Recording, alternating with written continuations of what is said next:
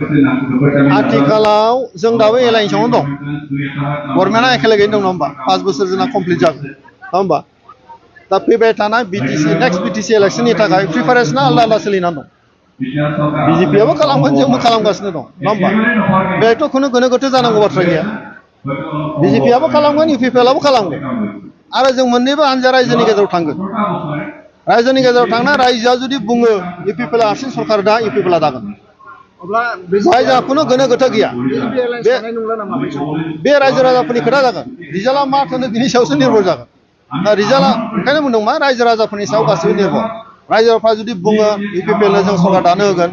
इउपिपिएलनो अनजिमा जुदि बुरजा होयो इउपिपिएलआ दागोन बहाय गोनो गोथो बा गाज्रि मोनलायनांगौ जेबो गैया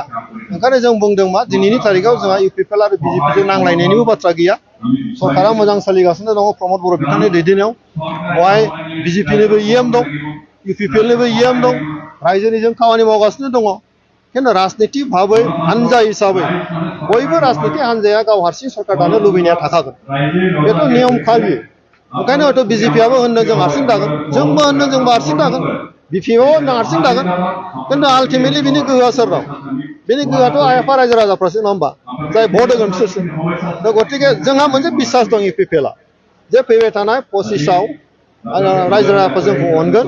ओंखायनो बे बिसासखौ लानानै जों बुंदों मा इउपिपिएलआ जों आरोबाव सरकार खालामगोन बिटिसिआव दायो लांदां जागासिनो दङ मोनसे इएम सोरखौबा सोलायनायनि डिसिसन दङ नामा बेथ' सोखागोनानो माखासे बोसोरसे एसे बारा दंबावो इएमखौथ' बिदि लांदां दोनजाया बिनि प्रक्रिया हयथ' जोंना मानगोनां सिएम प्रमद बर' बिथाङा खालामगोन बिथांनि सायाव गासिबो जिनिसा इएम गोदान होनाय सोसननाय दाननाय बे गासिबो माने चिफनि सायाव निर्भर खालामो बिथाङा जि खालामो बेनो जागोन